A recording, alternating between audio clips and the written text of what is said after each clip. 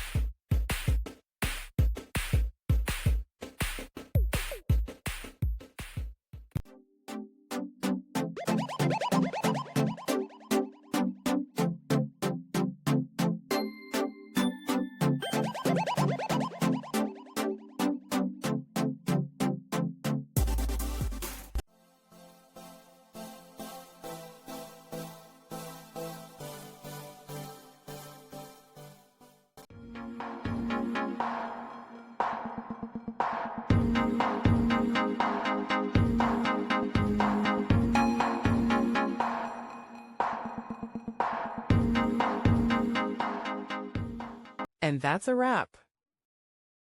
I hope you found the answer you were looking for. If you did, take a second to hit that subscribe button. It really helps out. And let me know in the comments which solution worked best for you. See you next time in the debug zone.